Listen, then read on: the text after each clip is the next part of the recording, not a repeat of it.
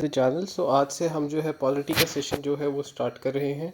सो हम जो चीज़ पढ़ेंगे वो है हिस्टोरिकल बैकग्राउंड। ओके, तो मैं आपको जो जो इम्पोर्टेंट होगा इसमें लक्ष्मीकांत जो है हम ये बुक लाइक पढ़ेंगे, और इसमें जो जो इम्पोर्टेंट होगा आप बस इसको एक स्टोरी की तरह सुनना ताकि आपको इजीली चीज़ें जो हैं वो कनेक्ट हो जाए।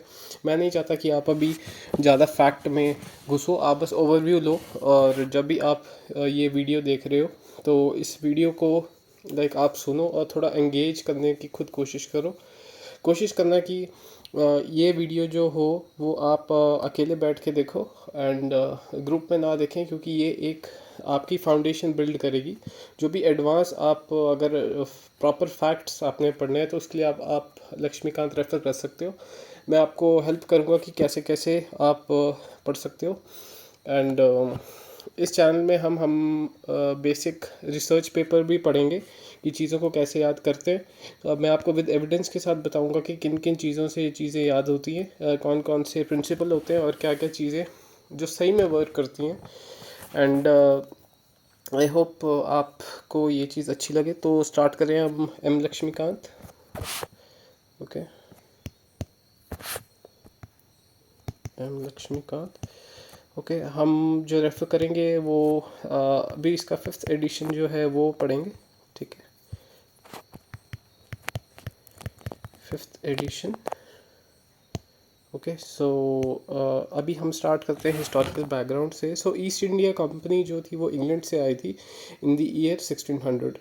तो जब ये इंडिया में आई थी तो यहाँ पे क्या हुआ था कि इनकी एक मोनोपोली जो थी वो बिल्ड हो गई थी। मोनोपोली का मतलब होता है कि आप जो हो सिर्फ अकेली एक ऐसी पावर हो कि आपके पास एक पावर है कि आप अकेले हो मार्केट में चीज़ें जो आप सेल करते हो, या फिर आप के सिंगल बंदे के पास पावर है। फॉर एग्जांपल अगर आपने एक मार्केट में एक अगर टायर की दुकान खोली और पूरी मार्केट में कोई और टायर की दुकान नहीं है तो इसका मतलब आपके पास जो है वो मोनोपोली है। ओके, सो क्या हुआ कि उस टाइम पे इंडिया को जो है सोने की चिड़िया जो है बोला जाता था। ठीक है, और सोने की चिड़िया हम इसलिए बोलते थे क्योंकि कई ज़्यादा रिसोर्सेज थे। अगर हम बात करें इंडिया में उस टाइम, हम अगर गंजाटिक प्लेन देखें तो मैं आपको अभी ड्रॉ करके बताता हूँ। मैं बोलूँगा कि आप जितना ज़्यादा हो सके मैप को बनाने की जो है आप प्रैक्टिस करना। ओके, दिन में एक मैप भी बनाओगे तो उससे क्या होगा कि आपका एक अच्छी तरह आपको एक आइडिया लग जाएगा कि कैसे हमारा इंडिया का जो है वो लाइक है। तो ठीक है, मैं आपको इसी तरह बता देता हूँ। ठीक है, हमारा जो ये वाला रीजन है, ओके, इसके आसपास जो है काफ़ी ज़्यादा जो थी वेजिटेशन थी। ठीक है, क्यों, रीज़न क्या है, क्योंकि ये सारा का सारा जो है ये हिमालय से जो भी रिसोर्सेज आ रहे हैं वाटर के वो यहाँ पे जाके मिल जाते हैं। ओके, तो ये वाला एरिया जो था ये काफ़ी ज़्यादा हरा भरा था। ये सारा गैंजेटिक प्लेन बोलते हैं इसको।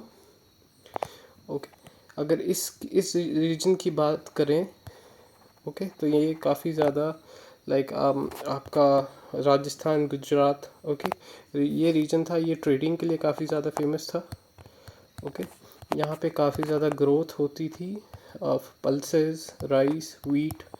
ओके, और यहाँ पे जो थी हमारा ये वाला एरिया वाइट वाला झारखंड वाला रीजन, ये फेमस था कोल के लिए। ओके, उस टाइम पे यहाँ पे आपने मूवी देखी होगी गैंग्स ऑफ वासेपुर। ओके, तो वहाँ पे ये चीज़ बताई गई है। ये वाला रीजन अगेन जो था नॉर्थ ईस्ट चिकन बेल्ट जो है अपनी यहाँ पे वो फेमस है आपकी वेजिटेशन के लिए, वो भी ग्रीन वेजिटेशन। ओके, क्योंकि यहाँ पे काफ़ी ज़्यादा रेनफॉल होता है और जिस जिस रीजन में रेनफॉल होता है वहाँ पे ऑब्वियसली राइस की कल्टीवेशन ज़्यादा होगी। ओके, और यहाँ पे फिर अच्छी रेनफॉल की वजह से यहाँ पे आपकी फ़िशरी भी होती है इस रीजन में।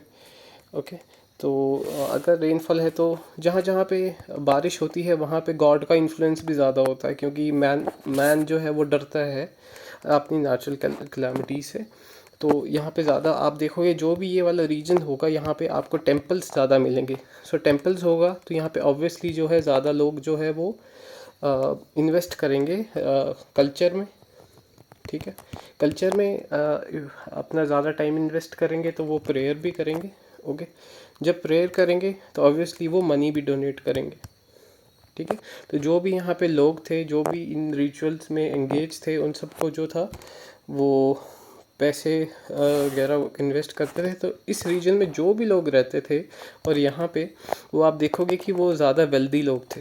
ठीक है, उनके पास पैसे थे। तो ये ज़्यादा जो थे ट्रेडर्स थे मोस्टली इस साइड पे। यहाँ पे जो थे वो लैंडलॉर्ड थे। ओके, यहाँ पे जो थे वो लोग थे जिनके पुराने जो थे ट्राइबल पॉपुलेशन विद किंग्स वगैरह। जैसे आप हिस्ट्री स्टडी करोगे तो असम में जो है वो अहोम्स का एक किंगडम हुआ करता था। ओके, अब हम बात करेंगे, हम पुरानी हिस्ट्री जो है हमने थोड़ा बहुत पढ़ लिया है। अब इससे क्या पता चलेगा कि हम आगे क्या कैसे कैसे हुआ। तो ईस्ट इंडिया कंपनी जब यहाँ पे आई तो उसके ऑफिसर्स जो थे वो काफ़ी ज़्यादा मतलब करप्ट थे। क्योंकि जब वो इंडिया आए तो उन्होंने इंडिया में देखा कि इंडिया में तो बहुत ज़्यादा जो है रिसोर्सेज वो हैं, तो लोग काफ़ी ज़्यादा जो है एंगेज हो रहे थे इन एक्टिविटीज़ में। जैसे कि कोई यहाँ से अपना सामान लेके दोबारा अपने इंग्लैंड में वापस जाके, यूरोप में जाके वो सेल आउट कर रहा था और अमीर हो रहा था। जो इंग्लैंड की गवर्नमेंट थी, ब्रिटिश गवर्नमेंट, उसने कोशिश की थी कि जब इंडिया में हम जाएं तो हम वहाँ के लोगों से टैक्स वसूल करें। ठीक है, और वहाँ से हम जो है प्रॉफिट कमाएं। ठीक है, अगर प्रॉफिट कमाएंगे तो डेफिनेटली जो है इसमें इन्हीं का ही फ़ायदा होगा। ठीक है, तो जितना भी जो था हमारी कंट्री में नेचुरल वेजिटेशन की बात करें, ओके, नेचुरल वेजिटेशन की बात करें, हमारे रिसोर्सेज जो थे, ओके, हमारे कॉटन जो था, ठीक है, हमारे पास स्पाइसेस थी। ओके, तो स्पाइसेस से लेकर हमारे जो भी आप इस रीजन की मैंने बात की कि यहाँ पे वेजिटेशन काफ़ी होता है, तो यहाँ पे जो थे काफ़ी ज़्यादा क्लोथिंग की काफ़ी यूज़ होने लग पड़ा। ठीक है, तो काफ़ी ज़्यादा ये सब चीज़ें जो थी, ये सब जो था वो इंग्लिश मैन जो थे वो एक्सपोर्ट कर कर वापस ले जा रहे थे इंग्लैंड में।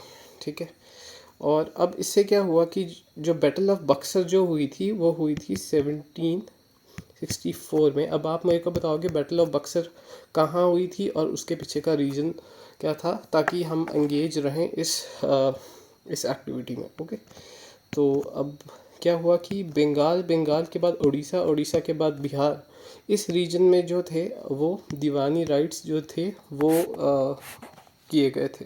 अब दीवानी राइट्स क्या होता है, ये होते हैं सिविल, रेवेन्यू और टैक्स कलेक्शन की जो राइट्स थे वो ईस्ट इंडिया कंपनी को दिए गए थे। ठीक है, अब इनका काम क्या था कि बंगाल का रीजन कौन सा है, ये वाला, ठीक है, उड़ीसा, ठीक है, एंड बिहार।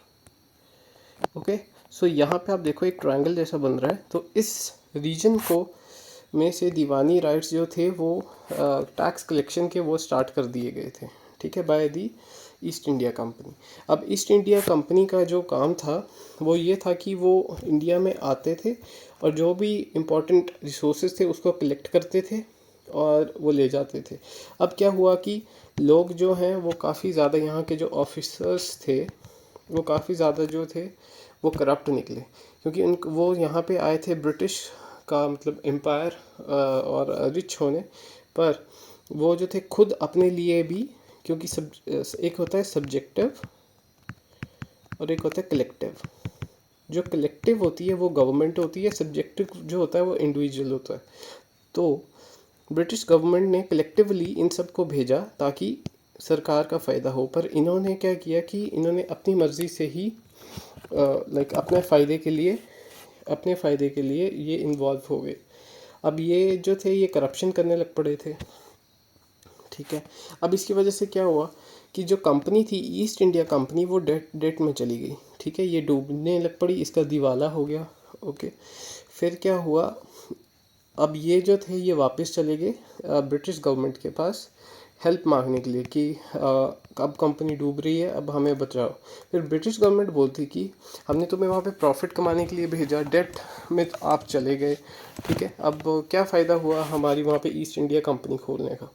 तो इस चीज़ को रिटेलिएशन करने के लिए, ईस्ट इंडिया कंपनी को बचाने के लिए, और अब ब्रिटिश गवर्नमेंट की एक होल्ड रखने के लिए उस जगह पे, तो कंपनी रूल जो है वो इंडिया में लाया गया, ताकि जो है ब्रिटिश गवर्नमेंट जो है सरवाइव कर पाए वहाँ पे और प्रॉफिट जो है कमा पाए, और साथ में जो आपकी ईस्ट इंडिया कंपनी है वो भी सरवाइव हो जाए।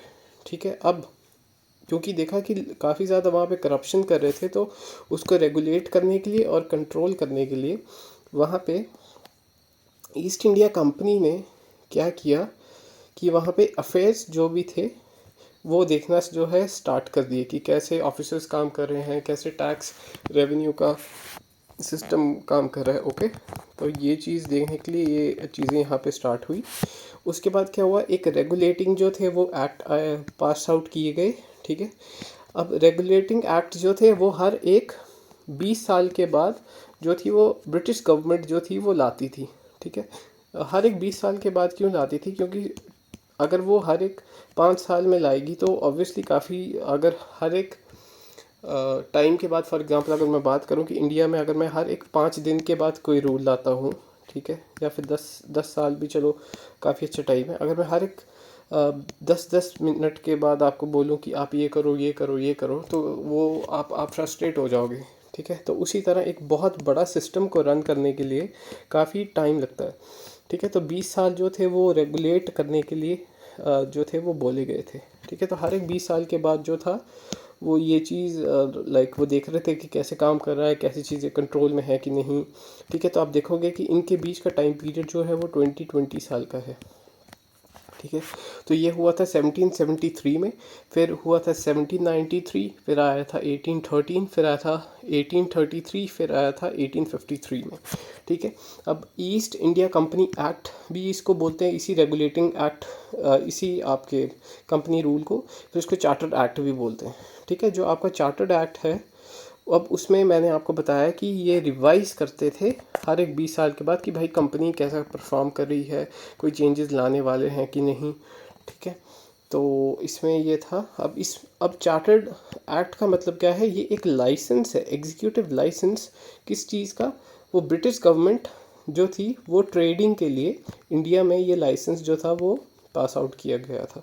आई होप आपको यहाँ तक समझ आएगा। मैं चाहूँगा कि ये वीडियोस में ज़्यादा से ज़्यादा 15 मिनट्स की रखूँ, क्योंकि आप ऑन द गो भी आप इसको फ़ोन में पढ़ते हुए आप देख सको, और छोटी छोटी वीडियोस होंगी ताकि आपका बेसिक जो है फाउंडेशन वो क्लियर हो। आई होप आपको अच्छा लगे, सो प्लीज़ लाइक, सब्सक्राइब।